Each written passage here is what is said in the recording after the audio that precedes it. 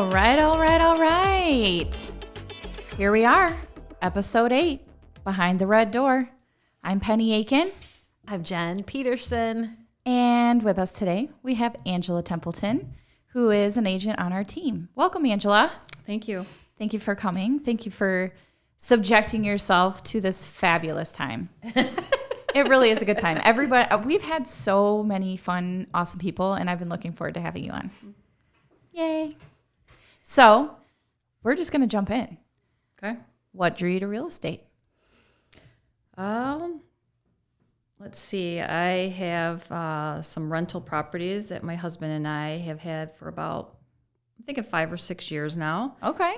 So I've always really kind of liked looking at houses and the whole aspect of real estate. So we owned our own business for 20 years, and I was office manager, and we recently got bought out a couple years ago. And so I said, what the heck? I'm going to go get my license. And I went and took the test, and I was dealing with Jen a little bit. And Yeah, so she was actually a client. Yep.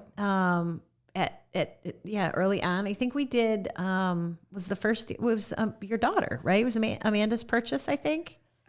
The first purchase was Rickett for Courtney. Yeah, that's right. That's Yep, right. which turned into my investment property after I got her out. So. That's right. That's awesome. So she basically was out purchasing real estate, right? And had some rentals of her own, and decided with having time now that you guys didn't have the business to jump in, because you really started tiptoed thinking that you were going to maybe do more part-time.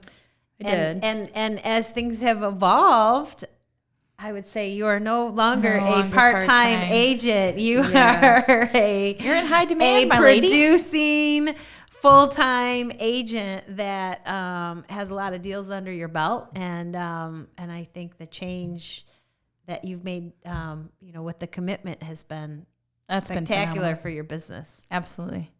So you said you owned a business. What kind of business was that? It was Vending. So we Awesome. owned a vending company for 20 years in Livingston County. My husband and we had a partner, and I did all of the office work, and he did everything else. And we had a great business, so I know how to, deal with clients and customers, and I know what it takes to be a business owner. So I feel like I kind of have that little niche too. And an Absolutely. eye, and you have an eye very for much.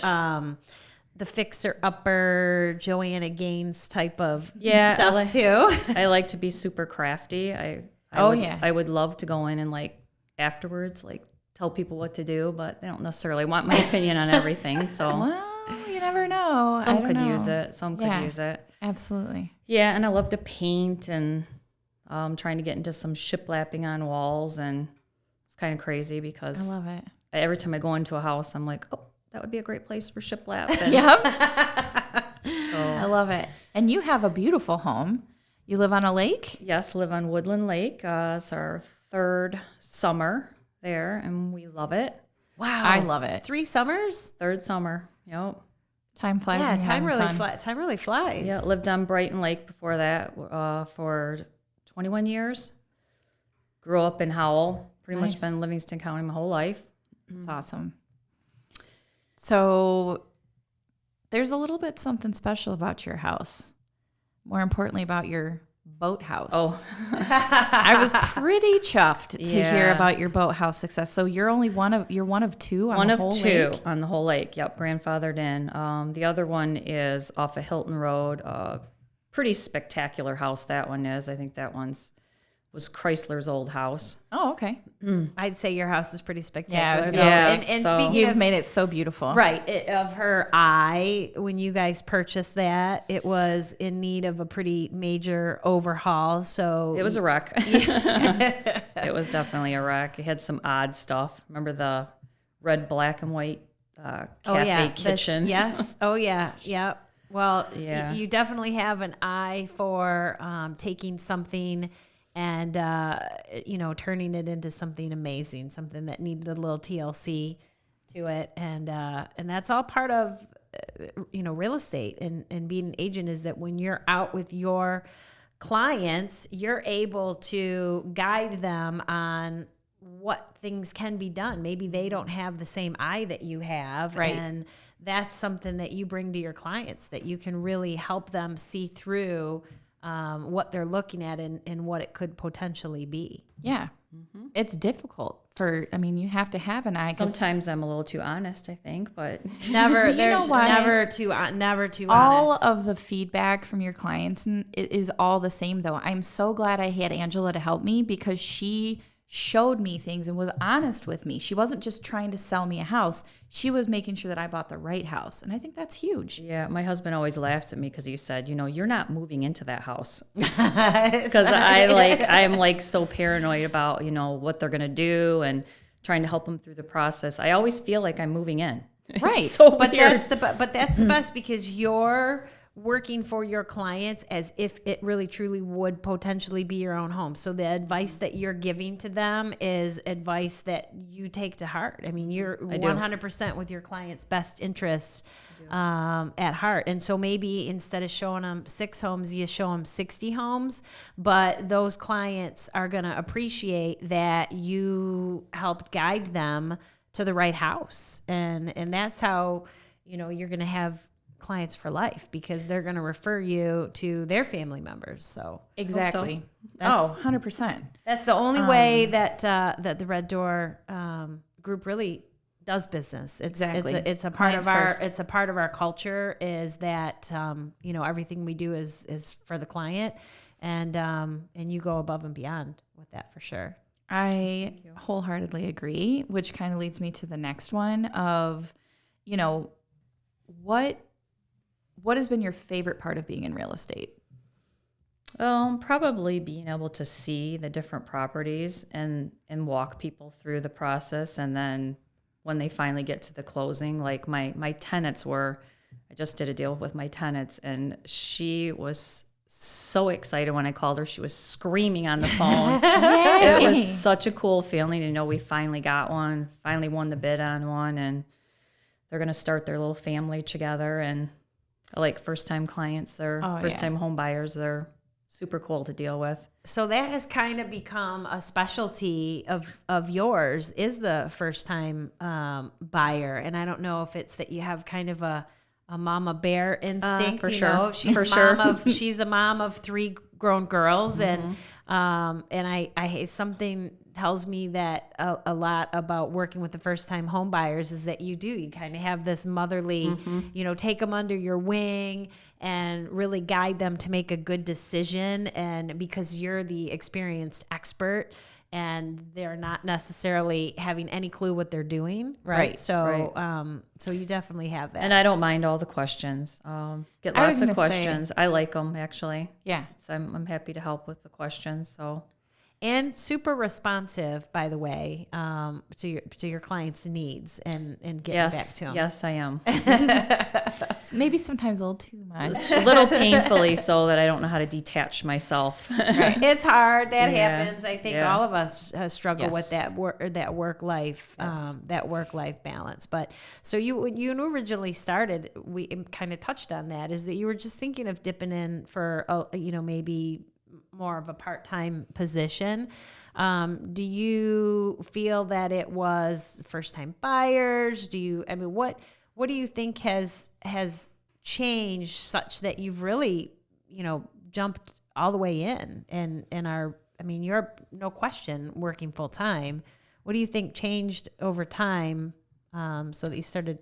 I don't know that anything really changed. I guess just that I just once you get going, it just kind of happens. Yep. Not that I really woke up one day and said, "Oh, I'm going to be full time now." It just kind of just progressed and organically happened Yeah, because evolved. you're a great agent. And that's what happens when you do a good job for your clients, that just business tends to come to you. And Well, yeah, and you build that confidence, because when you're a newer agent, you don't know what you don't know. And then, of course, being on a team with a very experienced team leader and, well, you got me. I'm sorry about that. But, it's basically you plug in at all the right places and then things just happen. And it either happens or it doesn't. And for you, it's totally happened. And just before we started, I was telling Angela, she's got more 5-star reviews than I think anybody else on our Google page. So Yeah. kudos. That is awesome. Strive for 5. That's always it. And I can say that that our Zillow reviews, our whole team, the whole entire team, every single agent on our team has not had anything less than a perfect 5-star review. Yep. Which is pretty cool. And speaking of that, we do get some of our clients come by way of Zillow, and they see on there that our reviews are fantastic and that we're a premier agent team.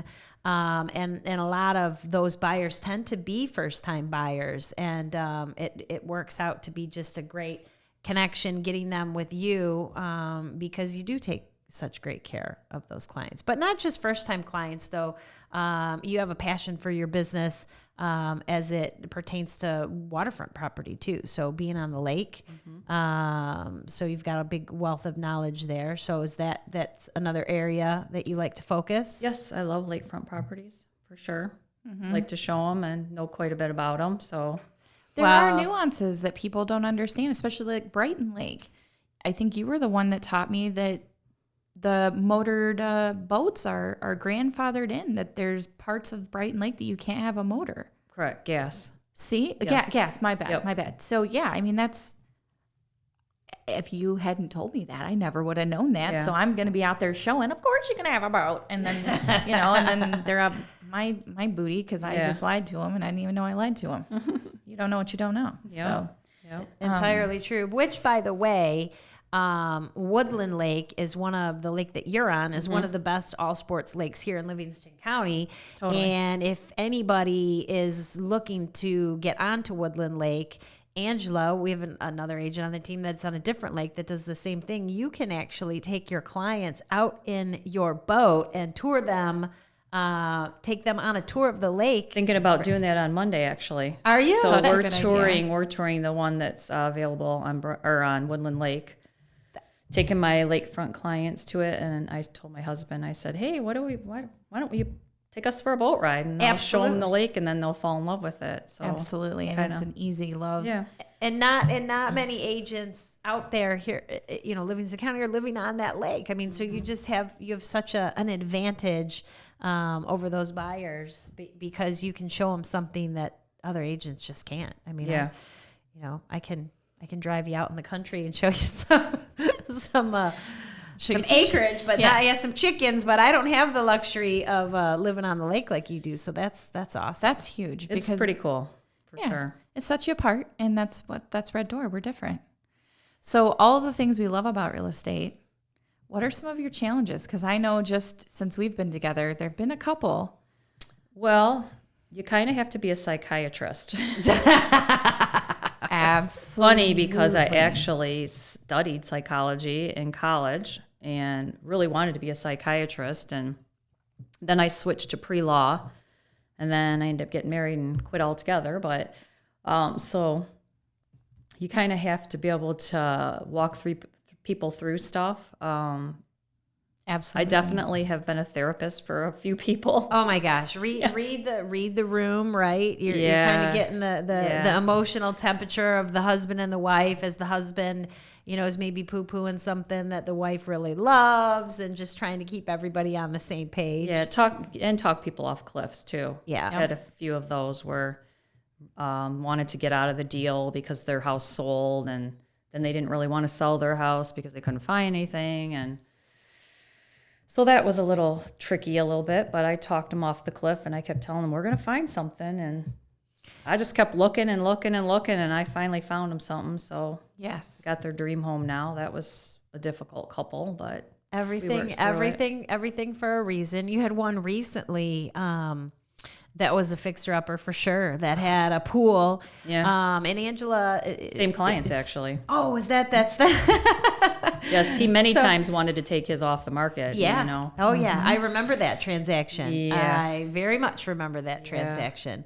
But they did. They got into this great house, and you helped guide them to that one. And I remember a lot of the effort that you put into it, too, is because a lot of agents will do kind of a set it and forget it type of thing. Yep. Where you're going to set them up on a search and you're going to just start feeding them listings that come automatic every day and wait for that phone to ring for that, to say that they found something that they want to see. But you are really out there working for your clients, and that you know your pool of buyers, and every day you're scouring the market. You're looking for that house that is a perfect match for them. And that's exactly what happened in this case. I try to, maybe not every morning, but I try to every couple days, I try to just go through and personally send something to someone, and because I know what they're looking for. And actually it's crazy because sometimes when I send them stuff, they'll be, oh my gosh, I didn't even see that, or wow, that's exactly what I wanted. And and stuff slips through. So Absolutely. I always try to stay on top of it and personally look for as much as I can and send stuff personally to people. So I think you have a knack too for after you've spent some time with the client, getting a feel for what they really are looking for, and their likes and their dislikes. And when you're doing that research for them, you've taken all that into consideration. So you're not just sending them things that tick a few boxes. You're really focusing on the ones that could be this is the dream home. yep. And sometimes they need a little push too. Sure. Yeah, Sure. A lot of them do actually, just to know that this could be the right one, and they get scared, and, just kind of give them a little push. Sure. Not too much though. Sure. Right. Well, Yep, it's just never the right our amount. it's never our decision to make, but Nope. it's our it's our job to give them the good, the bad, and the ugly, right? Mm-hmm. And then let them make that ultimate decision. But exactly. And it's important because every house has something. even even a new construction build has something. Nothing's perfect. There is no perfect home in real estate. Might be the dream home, but it's still not perfect. Yeah. And I think that's where your eye comes back into play, because you can say, guys, okay, sure, maybe it doesn't have the color scheme you wanted or whatever, but imagine what you could do. It's huge. So I want to touch a little bit about what it is to be a buyer's agent in this market, because I know it is really hard, and you really specialize in buyers. So touch a little bit about some of your challenges, just even getting people homes. Yeah, it's a very difficult market right now, especially since it seems like every time you go to put an offer in, there's 5, 10 other offers. And I think it's the best thing to do is, try to get people to understand that there's a certain strategy, and, you can't offer less for a house in this market right now. It's sad, but it's true. Just kind of have to do a couple little extra things by just knowing how much occupancy possibly a seller would want. That's huge. That helps. Just had that happen with my daughter. We won a bid. We were less, but we gave occupancy. So Yeah, it's not always price. Doing the research, reaching out to the listing agent to find what's important to the seller. And in that case, not always is the price the determining factor, but you definitely have a toolbox of tools that you can use to make those offers stand out above the others. Absolutely. And there's some heartache in there too, right? But yeah, you talk for about being sure. a psychologist. I mean, For really, sure. you're almost a shoulder to cry on too. Yeah. I've had a lot of, especially with my daughter. She's been my hardest client by far. how many homes have you guys looked at? It's been a lot, hasn't it? We were just talking about this the other night, and she's like, I would say probably 50. I was going to say plus. A lot. I was going to say it more might than even, 50. It might even be closer to 100. And she's been by far the hardest because I'm the hardest on her when we go, because I'm not only her agent, I'm her mom. So, so I worry about price range and, kinds of things it needs, even probably more than I would with someone else, just because It's your baby. she's your my daughter. baby. So. Yeah. And then, of course, she gets mad at me because I won't take her to see things. And so, and then it's my fault when we don't win the deal. So, Right. Well, and you're the reason. So she's you're- tough, The but we did reason it. you're not taking her to see certain things, though, is there's certain things that you know about homes, maybe sure. that you've been in that are just deal breakers for her that don't tick the boxes. So, For sure. not to say that you're not willing to show, No, because for you're sure. always out there. Yes. I know for a fact. And you're always super flexible and available for your clients. If they want to see something, you're jumping on it. But I Yes. think that comment was more about Well, it was definitely more about price. yeah, right. Because she was wanting to see things over her budget.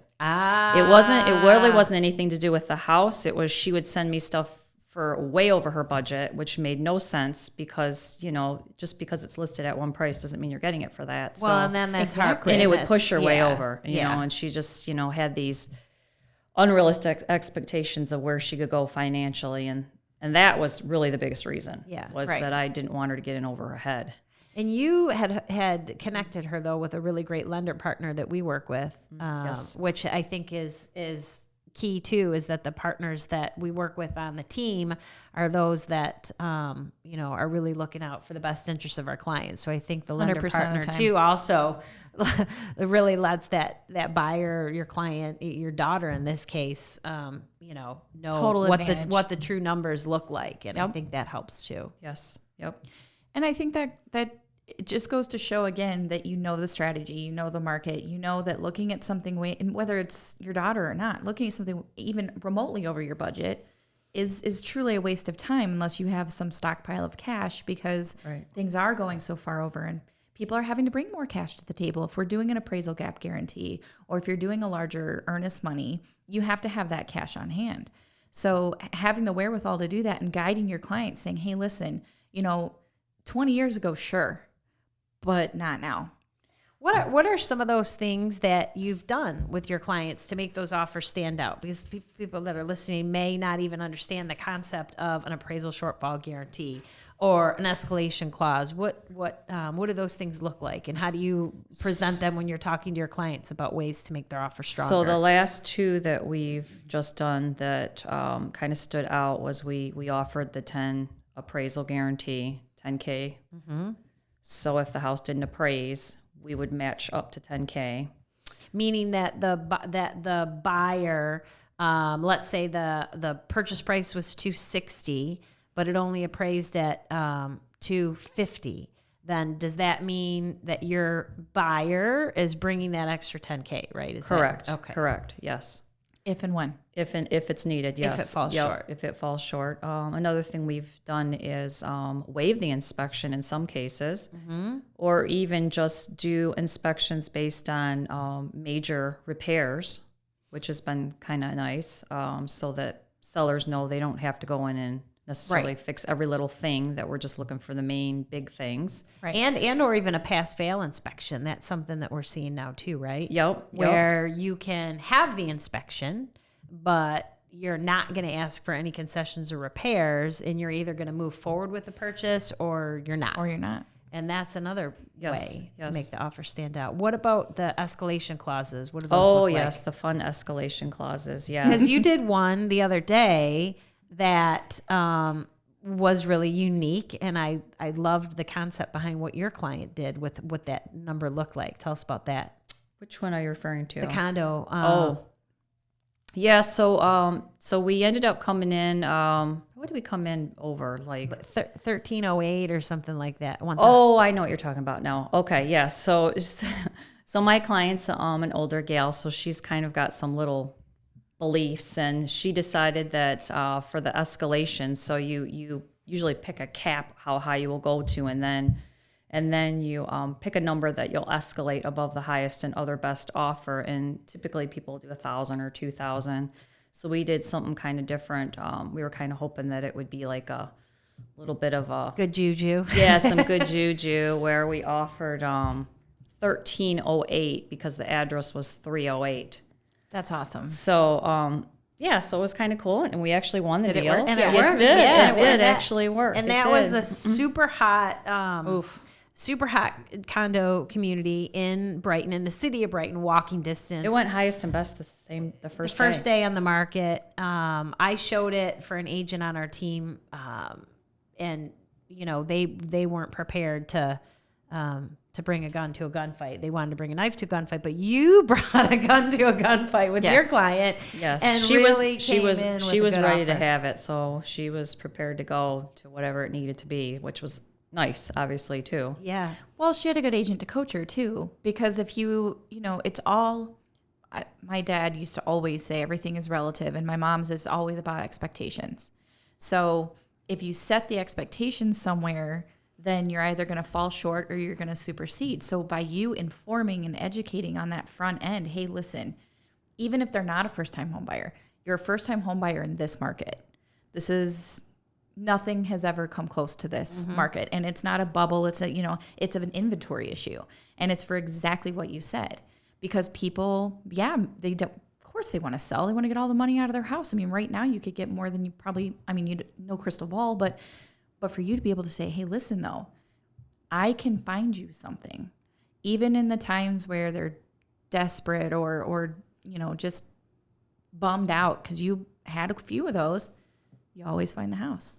And it's because you're educating on that front end. And eventually everyone finds a house.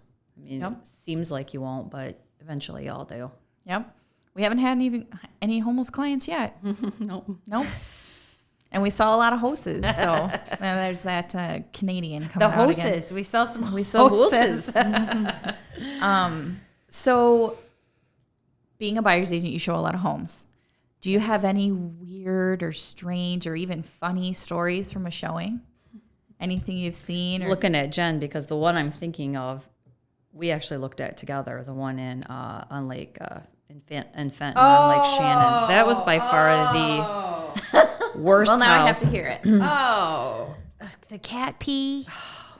I mean, it wasn't like a cat. Right? No, it was many cats. She was taking homeless cats in. I don't know how many, but and mind you, this is Lake Shannon. Mm-hmm. This is a very beautiful lake, and the price points on the houses are $1 million price points. I mean, this is a beautiful, beautiful house. It was a beautiful house, but it was ruined. It was absolutely. I have never seen a house that had crystallized cat urine. Cat urine. Wow. And it was along every wall. The funny part is that the listing agent, if you remember, she said, "Oh, it must be because the cat box is down at the bottom of the stairs." And there's just no. Oh yeah, she kept playing it off like it was no big thing, but literally when you walked in that house, it like almost knocked you over. It was so bad. We had to have because we put together an offer on it. We did, actually. And they were a little bit surprised as to the offer coming in, low in their mind. So we brought out ServPro to educate your client on what the true cost of, I guess you would call it remediation of pet issues.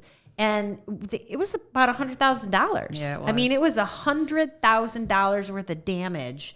The wood floors, right, had to all be the walls, drywall. Oh, because they told us it goes 18 when they spray. It can go 18 inches. Well, up it was the wall. it was obvious because we could see it. You could actually see it. On the walls. You could see it. You could see it was the cat. The cats were going on her furniture. It was all over her furniture. It was. You Bless remember her you could heart. see it in the bathroom. It was all over the vanity in the bathroom. So they said, and she had these beautiful wood floors. Beautiful wood floor. The only room that they didn't have urine in it was in her closet because she kept. I think in the bathroom too. In her master bathroom. The main master. The sad part is they had all that teak wood. Remember in the basement? Beautiful. It was on. It was so all the floors had to be refinished. What a bummer. Yeah, that was pretty. That was probably the worst house. Did it ever sell? It did. It did. Almost took 2 years though. Yeah, I wonder what it sold for. Sold close to what we went in at. At what we went in at. what it was listed for actually. That's shocking to me. That's shocking. They had it treated quite a few times.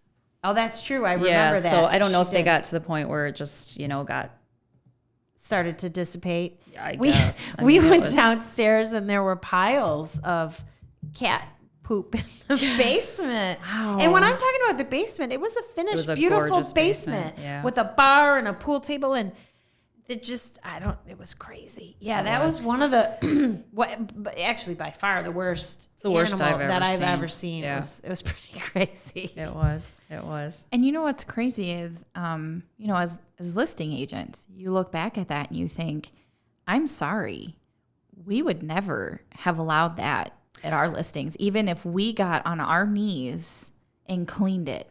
Well, that's kind of what I thought. I thought the agent was kind of doing a disrespect to her clients because It was like they were pretending it wasn't there. That it wasn't there. And it was like, and they were like totally shocked that we thought, that it was, needed all this remediation. Do it was you so remember crazy. we started taking pictures for the agent because I said, well, there it is. There it is. Yeah. Oh my gosh, it's there. And it was just, it was everywhere. It was everywhere. insane. It was everywhere. Well, that was a bigger job, something that needed a professional, but we even did something similar in a listing that we have right now.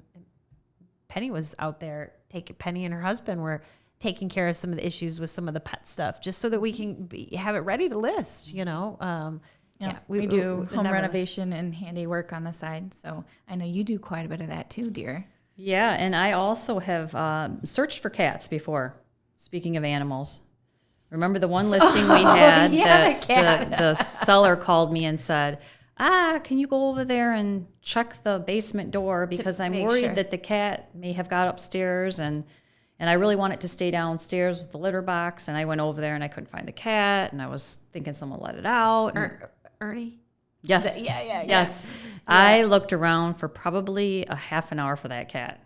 Literally, I was on my hands and knees in their furnace room trying to find it because I just could not leave until I knew that it wasn't okay. That it was okay. So I did find it. Finally, I think he was hiding under like a shelf in the furnace room, and he had little cobwebs all over his face. And buddy, I got him to come out, and I was like, "Shoo, okay, he's there." So. That was one of the clients that we worked with together, and they immediately were very attached to Angela. Big time. Yeah, they just loved you, and the review of they were wonderful. The transaction with them was pretty. We even had our husbands come and move some furniture for them. Yep. I do remember that in the so red door whatever truck. it takes, whatever it takes. Yep.